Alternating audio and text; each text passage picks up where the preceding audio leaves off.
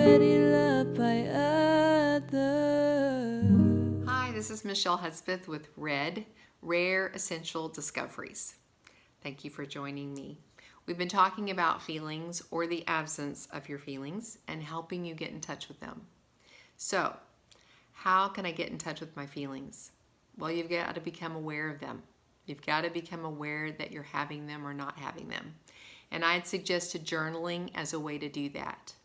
So that is a great place to start. But what if you're a person who hates to journal? Okay, if you hate to journal, then maybe you set a timer on your phone every hour that pops up and says, how am I feeling? Or maybe you have a trusted friend or a family member that you can say, hey, will you text me, every so often and ask me how I'm feeling? Something to make you aware.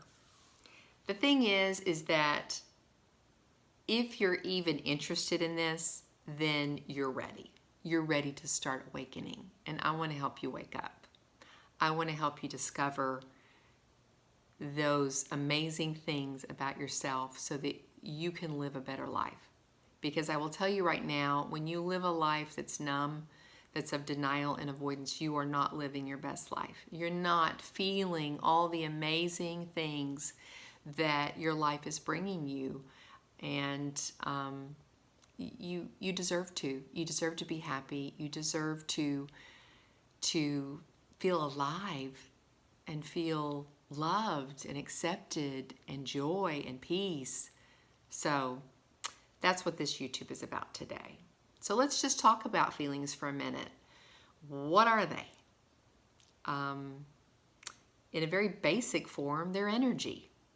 I'm by no means a doctor or a scientist, but I've studied enough quantum physics to know that emotions are feelings that are really a form of energy. And they're created by the thoughts that we think. So I will give you an example. If someone calls me on the phone and I'm, just wash some dishes, I'm just, in a pretty ordinary state of mind, state of feelings, and on the other line, someone shares with me some bad news. I'm going to hear the bad news, I'm going to think the thought of the bad news, and then I'm going to have the corresponding feeling that goes with that thought. Consequently, if someone calls me up and shares something really good, I'm going to hear what they have to say, think about what they said, and then I'm going to have the corresponding feeling. Okay? So, thoughts produce feelings. So, if you are not aware of what you're feeling, you're probably not aware of what you're thinking. And we need to become aware of what we're thinking, because our thoughts are what form our beliefs, and they create all kinds of filters that we see life through, filters that we hear life through. And it's important, if you're unhappy and you've been struggling with the same things over and over and your relationships aren't working, then yes, you need to pay attention to what you're thinking, and you will discover why you're feeling and acting the way you are, which brings me to another point. Your thoughts create your feelings, and your feelings create your behavior or your actions, okay? So if my thought is, I am not lovable, and it creates a feeling of rejection, I just feel rejected, I feel unlovable. And yet, there's someone standing in front of me saying, I love you, Michelle, I really do. Because I have this thought that's released this feeling, I'm going to want to act or behave in a way that corresponds with the feeling and the thought. So this person in front of me may be saying, I love you, but I'm thinking I'm not loved, and I'm feeling I'm not loved. So I'm going to say, I don't feel that. I don't think you do. I don't believe you. And that person can be so sincere. That person can mean exactly what they're saying. But if I think a certain way, which creates me to feel a certain way, then I will act in the corresponding way. This is the pattern of how we live our lives. You look at any area of your life that's going really well, and you think about how you're feeling, and you think about the way you're thinking, you think about the way you're acting. Consequently, if you think about a side of your life that is not working, this area is not working, it's not going well, what kind of thoughts are you having? What kind of feelings are you having? And what kind of actions or behavior are you taking or not taking? Because not taking an action can also be an action. Does that make sense? So it's really important in this journey of self-awareness to self-love that you start thinking about what you're thinking about. And I had a therapist tell me that thoughts will knock on the door, but you don't have to answer. And I was like,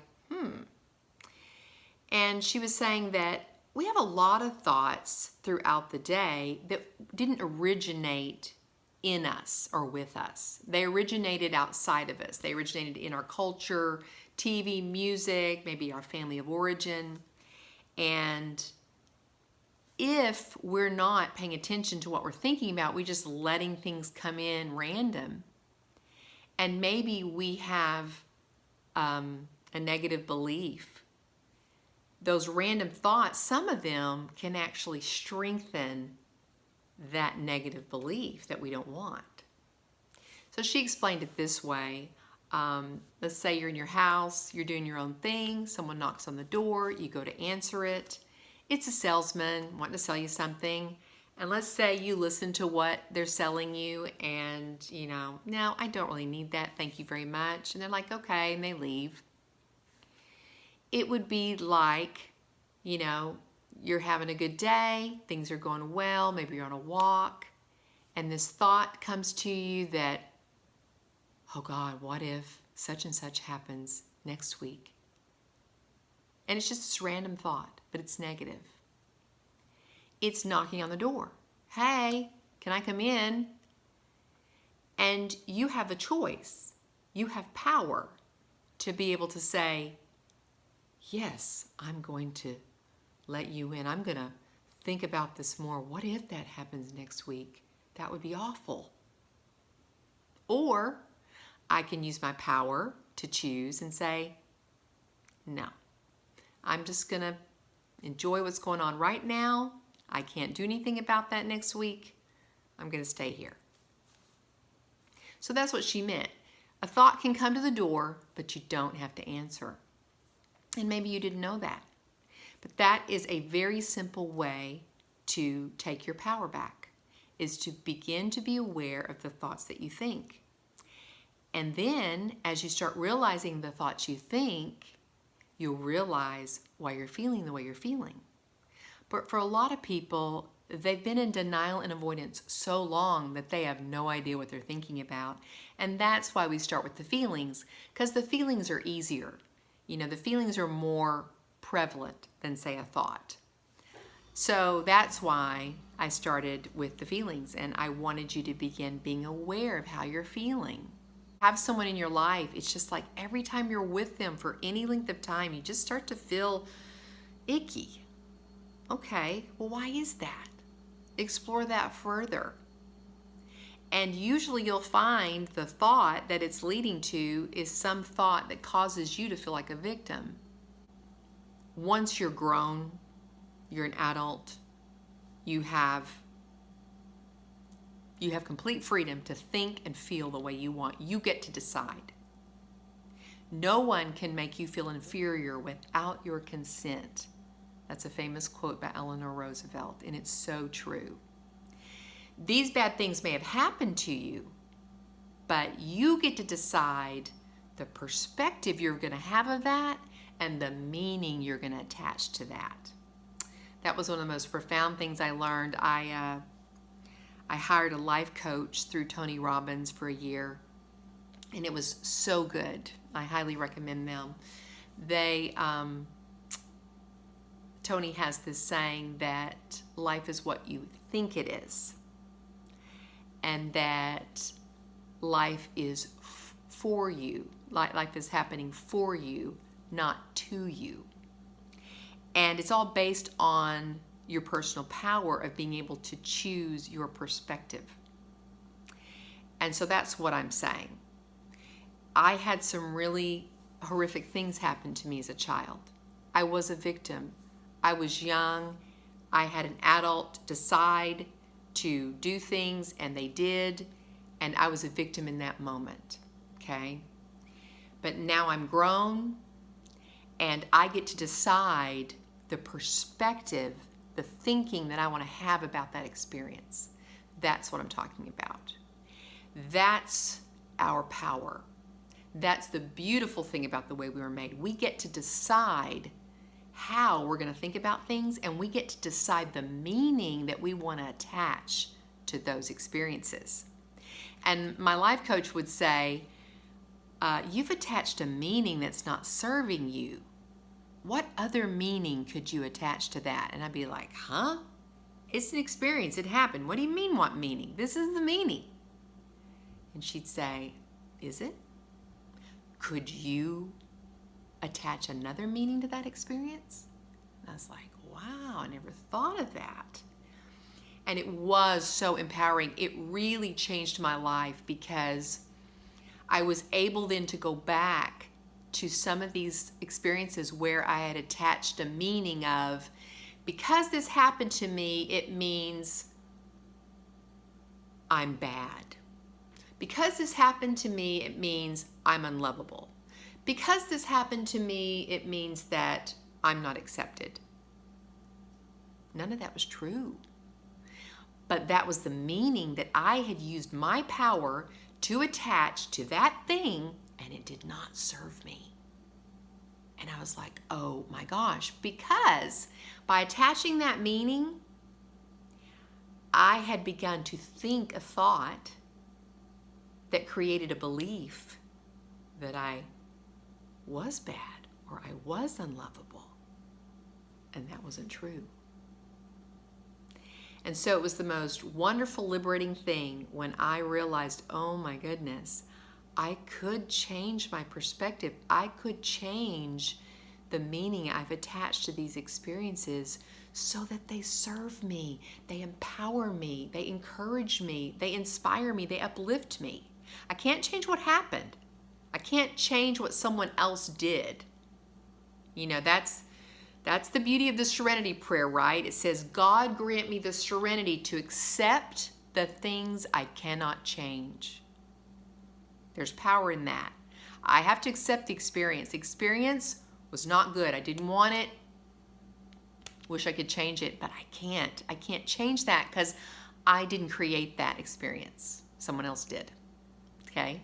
So accept the things I cannot change. Then the courage to change the things I can. All right, I can't change that experience, but now I just heard that I could change my perspective. I could change the meaning that I've attached to that experience. That would take some courage because some of my experiences very hurtful, very damaging.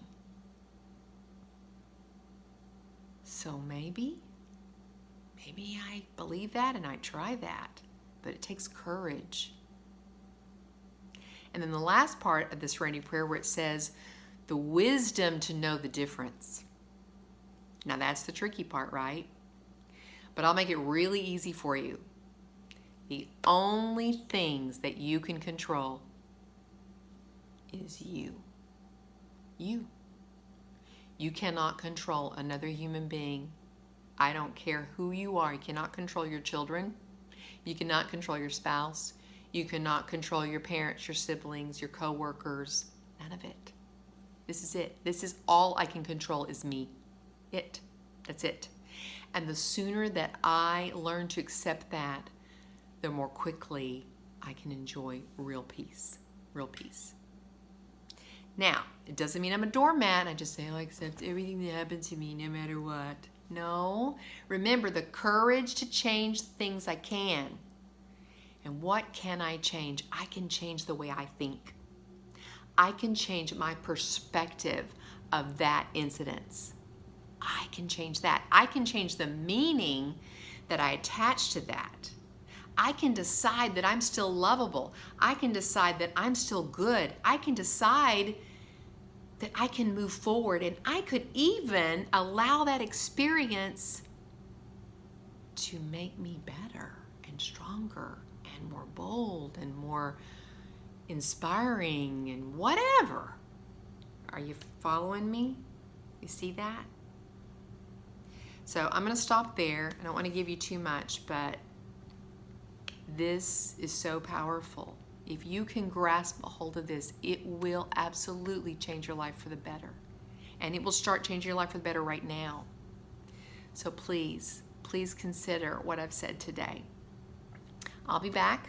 We'll talk some more about feelings, and we'll keep moving forward. Thanks for joining me today. Then I love her, 'cause I'm already